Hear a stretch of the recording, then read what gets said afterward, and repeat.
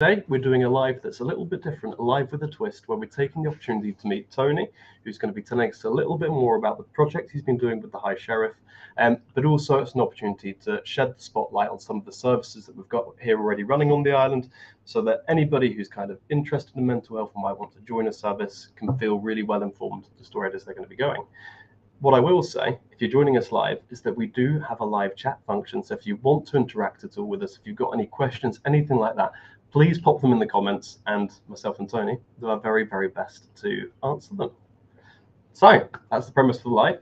Tony, thank you for joining me today. Thanks very much indeed, Charlie. I'm going to be talking to you, Charlie, on the screen there, but also to anybody watching this on their laptop or phone. Hello, nice to be here. Thanks for inviting me in, by the way. No, thank you for coming. What I will say, I'm sure you'll learn more about Tony as we go through the next half an hour, but he is a creative media genius. And I think that I'm going to be learning a little bit today as we go through about the way that we position ourselves, talk to the camera. So I'm really, really grateful for that. And Tony, please correct me as we go through as well. All right. So I don't want to come over as a know-all. I don't want to come over as a sort of, you need to be doing it this way, not that way. I think what you're doing here is great, and I'm more comfortable talking directly, to you and the people at home, as it were, exactly. Rather than just seeing profiles. That's good. It's a huge part of the reason is your expertise, and this is why we've got you today, as we'll discover as well. So, Tony, I'm going to start off by asking you to introduce yourself and tell us a little bit about what it is that you do. Okay, thanks, Charlie. So my name is Tony Steiger. I live in Ryde. I've lived here on the island for getting on for 16 and a half years. I love the Isle of Wight. For most of that time, I was commuting over to Southampton, Surrey University, teaching film and television production. I've been working in TV for a long time, well, really since the early days of Channel 4, and I did some teaching of my craft, my practice, if you like, whilst the kids were growing up. It gave them a bit of stability. It gave me a bit of stability and a bit less worry about being able to sort of afford. Kids are expensive, as we know, so it enabled me to launch those children out into the world. And now they've gone. Well, I'm really pleased, in fact, with the way it's been going. The one's working in television, BBC in Birmingham, and the other one is a mother to two little ones. So I'm a grandfather as well. But I'm a filmmaker. Effectively, I'm a filmmaker, and I'm here. And I met Charlie last year. Yeah, that's right. Thank you very much for joining us today. So you've got a wealth of experience in media, life experience as well, which I'm sure we're going to touch on. And I know that recently your company, People Media Productions, got in contact with us and invited us to join a really exciting project. But what is it that you do with People Media Productions, and what is the ethos and direction? So I was teaching, as I say, up until about just over a year ago, and I left the teaching job, the full-time job on the mainland. COVID was a big factor, and the university changed and teaching changed, and I decided to go in a different direction. And often at the start of these journeys, these transformative journeys, there can be a trigger. There can be a life event or something that can propel you forward or propel you into onto a different pathway.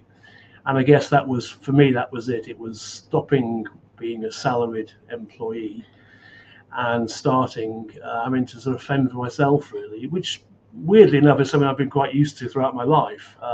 It's the longest job I've ever had. But I decided to join the ranks of the freelancers and to start my own company called People Media Productions. It's a film and television production company. We started from nothing. I'd made 3 films here on the island for the BBC whilst I've been living here. But effectively, I was a university lecturer. Really, I'd become redefined. That was my new identity for a little while.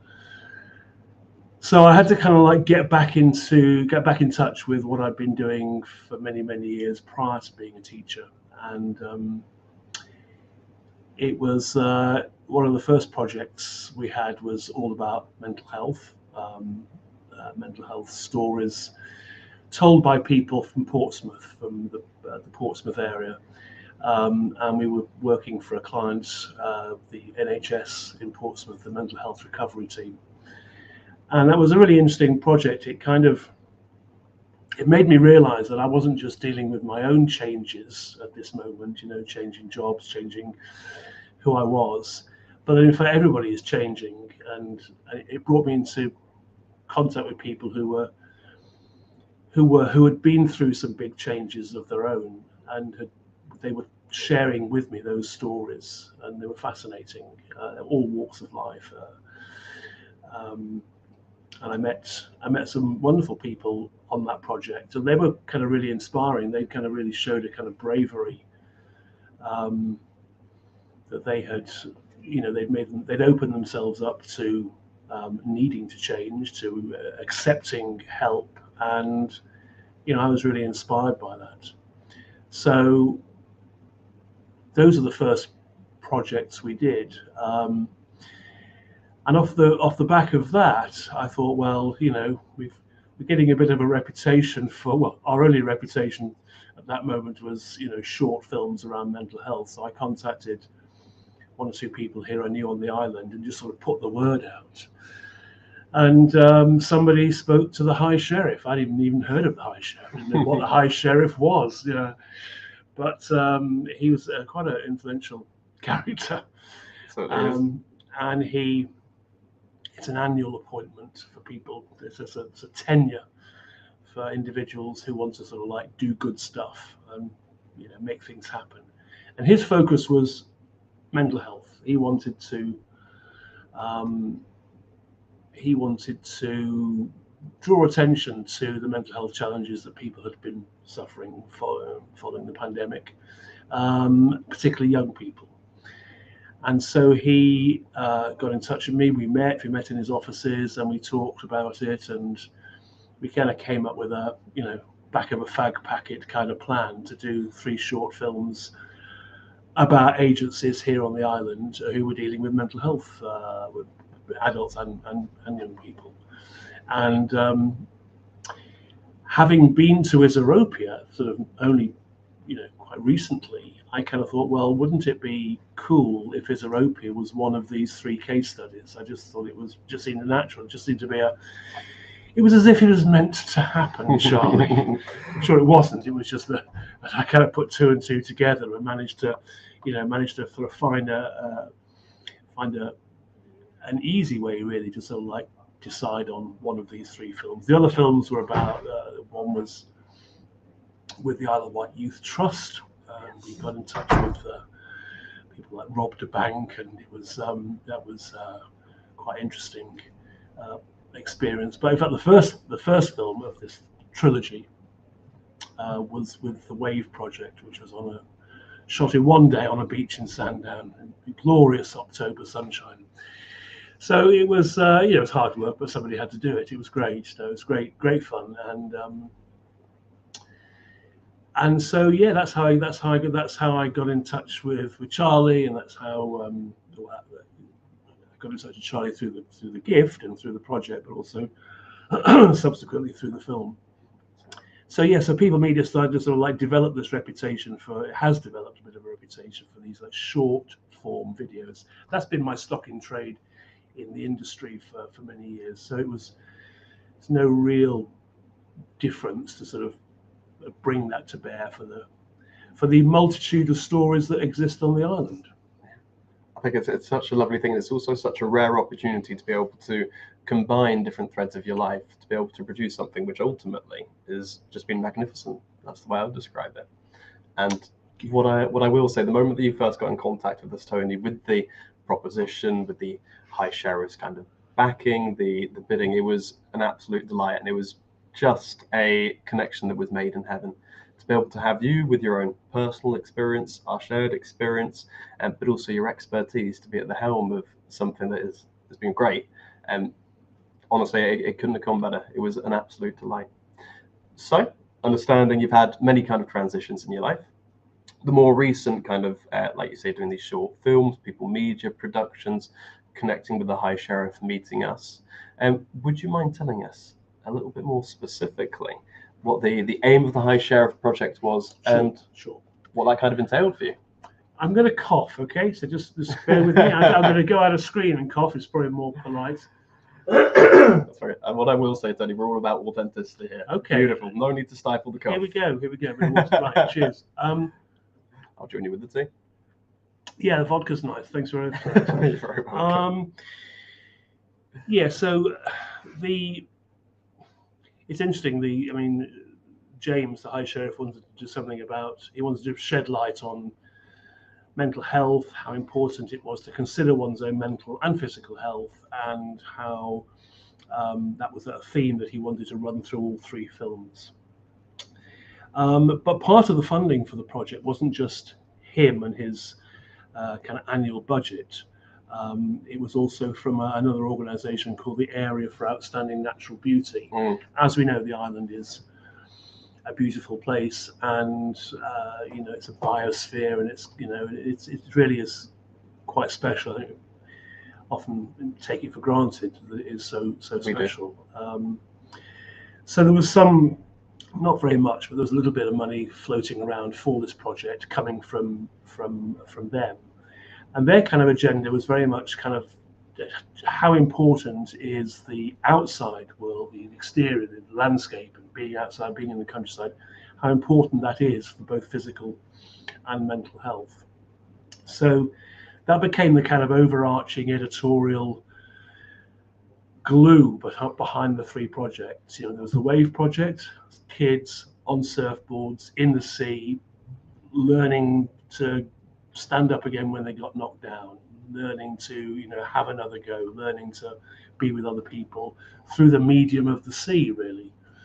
And it's quite a big national charity, the Wave project, and so it's a good example, a good way of, the film was a good way to shine a spotlight on that.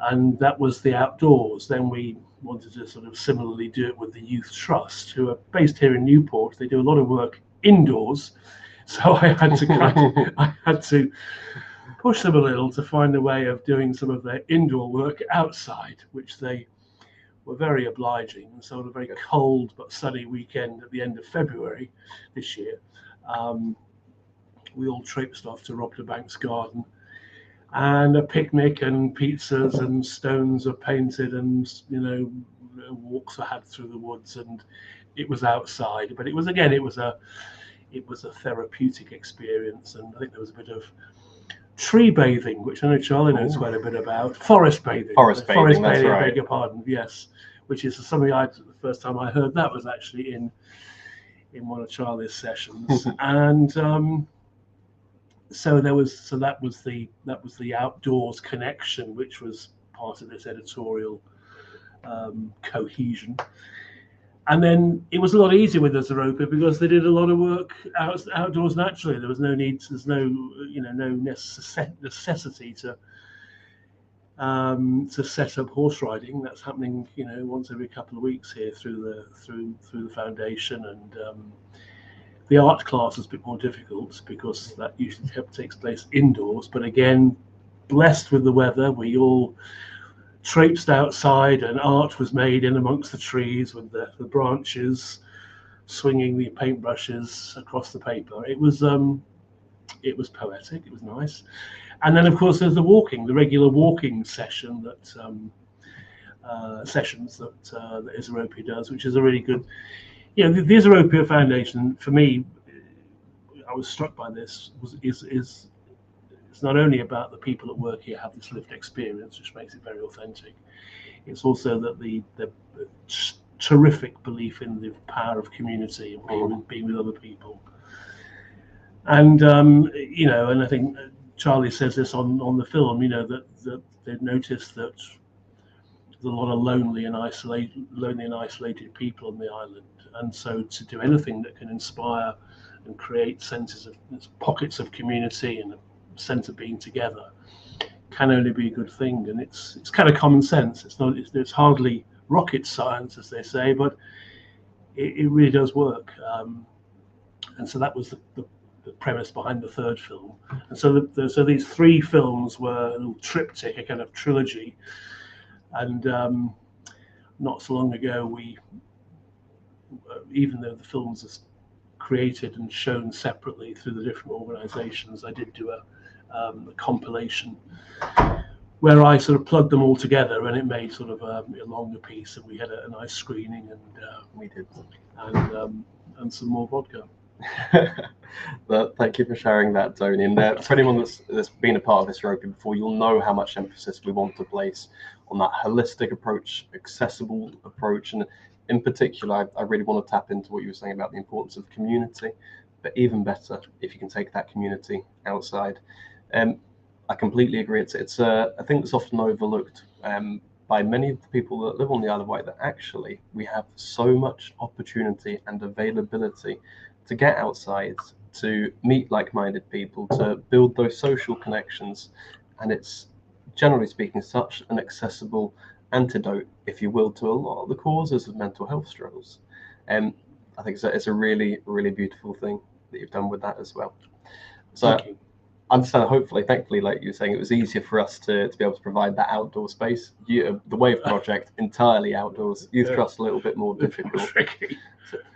But I want to ask you, whilst doing this project, while spending a lot of time with these three services in particular, is there anything that kind of stuck with you that you learnt? I was learning the whole time. I mean, I learnt from each of the projects, and I learned particularly from the people that I was meeting. You know, obviously the films contained a lot of people talking, but you know, not too many talking heads, with a lot of pictures that covered up the talking. And it wasn't wall to wall chatter either. I wanted to make them interesting visual experiences. But I did learn. I mean, I could go through each of the films and tell you the different kind of, you know, the things that stood out, particularly with Europia, was the notion of the holistic approach. Somebody said to me, we were walking and doing some filming, and you know, filming the filmmaking process is an awful lot of hanging around, and then sort of short bursts of intense activity followed by lots more hanging around. And it was during one of these periods of hanging around that I got talking to one of the contributors, really nice young man, and he sort of said, he said this, it's the holistic way of looking at mental health generally, that attracted him to his Europia, and is what he finds so powerful. And I think that I learned that a kind of like a single form of therapeutic approach is unnecessarily limited, really. Why not pick and mix? Why not cherry pick the best bits and kind of blend them together? You know, it's our knowledge of different therapies is so much more than it used to be. You know, why kind of just stick to one? You know, it's a kind of an argument for a sort of a polygamous relationship, really. I like that one. I was going with pluralistic. Yeah, that's you. You're more into the sort of therapy speak than I am, but I kind of just basically a little bit more of a relaxed, you know, an open relationship with therapy rather than something too kind of restricting, really. So, I thought that was, I learned some new terms like forest bathing, and some new kind of ways of looking at the world. There was some new kind of, you know, models of the way people interact with other people, and the kind of like the different dramas people can play out in their own personal lives. So I was learning loads, particularly from the Europia film, and doing the kind of journey here as well, the gift here. But I also learned that I think the power of being outside is something that really hit home to me. You know, kids who over a 6-week period come in not being able to swim, not being able to say boo to a goose, and looking at their shoes the whole time, through a process of these kind of like once a week, often half-day sessions. They're They're not just going in for a quick dip. They are intensive sessions on boards or out on dinghies, and their confidence is just going. It's going like this. Their self-esteem, their sort of belief in themselves, and just from physical exercise in the water. And I kind of thought, and as a consequence, I've been doing much more swimming actually. I've just realised how, I know people go for swims every day. Sometimes they go the wild swimming, and I know what woman that does to swim every single day of the year. And I can really see why it is quite a powerful effect. So I suppose I've learned through that there's a relationship between the physical and the mental. Physical health and mental health are inextricably intertwined, and you can't really disentangle them. So and I think in one of the films I use a quote from a Greek philosopher called oh my God, it will come back to me in a second, and he says, if you're in a bad mood, go for a walk. If you're still in a bad mood, go for another walk. And so you've got your moods and you've got your physical activity there, enshrined in one. So I think it's a beautiful point to make, and you've covered so many bases there. In particular, like the holistic approach, recognizing the link between mind, body, soul, the way that those two can work together, and also the benefits of physical exercise as well, and of course of joining out in those communities as well. I think there was something that I really enjoyed that you were saying there, and I have been a little bit fixated on your use of the word polyamorous, and I think the more I think about it, it's beautiful. I think that one's experience of understanding their mental health and finding ways that benefit them should be polyamorous. Amorous, it should be a product of love, of self-love, but not limiting yourself necessarily to some of the old, quite contrived ways, maybe, of managing mental health. Just off the top of my head, I know that there are over 400 different styles of therapy. And if that's anything to go by, it tells us that when it comes to us and our own mental well-being, there isn't one size that fits all. And actually affording yourself that opportunity to try different things, to consider spending time outdoors, recognizing that for a lot of people it does work, to go down that therapy route, to try medication if that's something that you wanted for a short time, but not to limit yourself until you find something that works for you. So I can imagine that working with the three organizations, they probably all had a little bit of a different approach. And of course, for everyone that's viewing us, I would suggest that you probably know a fair amount about Isropia at this point. Is there anything that you kind of noticed or really appreciated about the different approaches, let's say for the Youth Trust, for instance? I just chime with the first thing you said there, that there's a commonality throughout the three, and I think the biggest thing I'd learned and that I noticed was this thing about taking responsibility. It's so easy to sort of blame other people. It's so easy to luxuriate in your self-pity. It's a comfortable place to be, let's face it. One knows it well. And I think all the three organizations in their own different way, probably particularly more with Isropia because it's geared towards adults, is that I took an active responsibility to do something about stuff that was happening, or stuff that I was feeling, or stuff that I was not feeling. And I think that's that thing about taking responsibility is, I think I could see that in the other organisations as well, but particularly with Isropia. But people were very open. The Youth Trust, there are young teenagers at school. They'd been, in their bedrooms for 18 months. They'd been able to get out. Everything was sort of like, the whole life was sort of like been on a kind of in slow motion. And I really felt for them, and that had resulted in anxiety and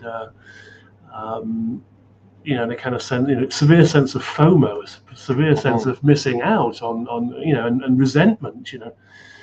My last days of teaching were kind of like full of that. I'd have 35 teenage faces, 18, 19-year-olds, on the screen, and they're all they're all resentful that they were at university, supposed to be having the best years of their life, sex, drugs, and rock and roll, and they're still back at home with their parents or stuck in a student accommodation, unable to go out. I felt so sorry for them. It took the joy out of teaching somewhat.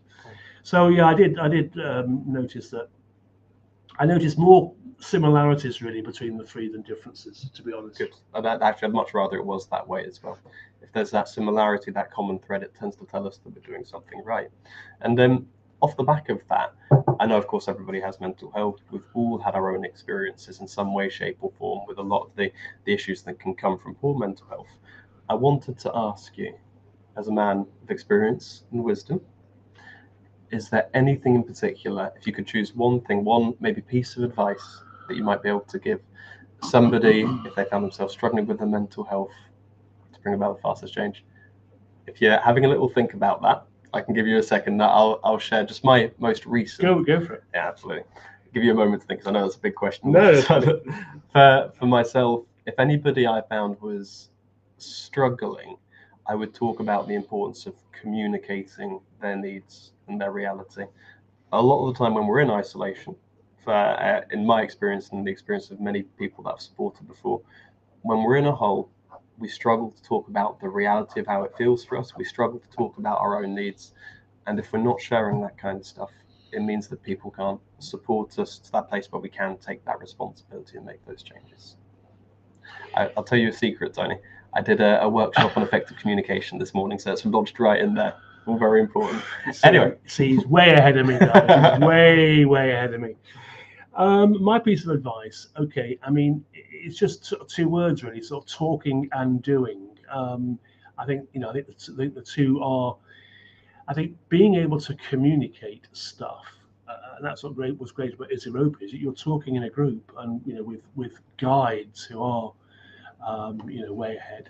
And with other people of all types who are, who you realise actually initially you think, crikey, what have I got in common with these people? And then after about an hour, you think an awful lot. So talking is vital, and then you kind of think, well, I can't just have the talking in my sessions or when I come to the service, when I come to Europa, when I come to the youth trust. I've got to kind of like find these friends, this community. I've got to find people I can talk to on a regular basis. There's a walking group in Ryde I'm thinking of joining. Called, it's a men only, not the magazine, which some people may, but it's a walking group for men only, and it meets once or twice a week. And I'm thinking of kind of like just tagging along, and it's a walk and talk thing. I don't know who organises it, but it just sounds like a pretty good idea to me.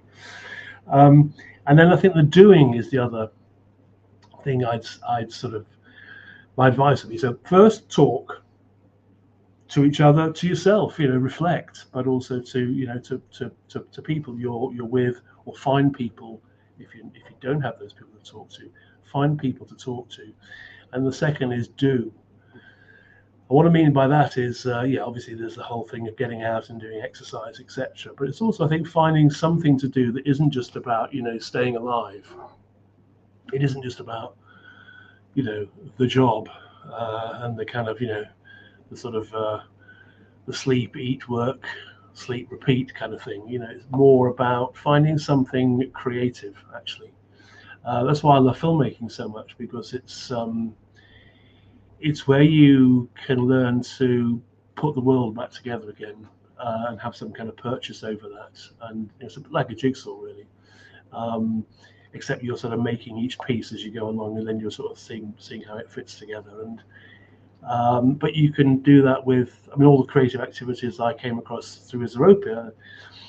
The art group was absolutely wonderful. People who never really done anything, painting or anything kind of artistic, inverted commas, before, were suddenly getting a huge buzz out of making something quite simple, but it's absorbing, and it was, it's a way of it's a bit like the talking, but it's through doing something. It's expressing yourself. So I think talking and doing are my two takeaways, Charlie. think that's a very, very good couple of takeaways to have. Tony, I'm aware that we're coming up to that half-hour mark at this point, and of course we're going to have to end the live soon. But I wanted to ask you before we close today, if people want to access the High Sheriff Project and films, where might they be able to find them? Well, I knew you were going to ask that question because you sent me the questions in advance, although I didn't really rehearse, but I did. But that particular one stuck in my mind. I was driving over thinking, what am I going to say to that? Because they're all available on the internet. They're all available through the individual organizations I made the films for. They're available on my own website and on the company website. But such is the prolific nature of what we're doing at the moment. You know, we're doing more short films on the island. We're also going to be doing some films for television, again, which is my kind of like main background, really. And so I'm thinking of having a People Media YouTube channel where I could, and that would be the answer to your question. Go to the channel, go to the YouTube channel. Here's the address. And I'm hoping that will be a place where the stuff I make, as long as I can get the rights and the permissions and the clearances, which I always try to do, that will then be a place. So currently, you can only see it through the organizations. In the future, I'm hoping you'll be able to see these and more stuff through a bespoke channel made just for you. Bespoke channel, I love that. And I've got a thought. What I'm going to do is I'm going to ask our team to share the videos as well. So if you're struggling to find them at all, they'll be available hopefully before the end of the day. So you've got that opportunity to check in and to catch up with the amazing work that Tony has done. Tony, I want to thank you very much for your time today. As always, it's been an absolute pleasure, but a rare occasion to be able to combine that professional kind of output, what it is that you've done for us for mental health on the island, but even nicer to have that combined personal experience as well. It's a rare treat. Thank you, Charlie, and thanks for making it such a nice experience for me. That's right, I do try, but no, thank you, Tony. And on that note, take care all. Thank you for joining us for the live today. And if you want, if you've got any questions or thoughts, then please contact us on the number popping up on the screen there. Otherwise, we'll be running another live next Thursday at 10 a.m. and we'll take care. We'll see you then. All the best.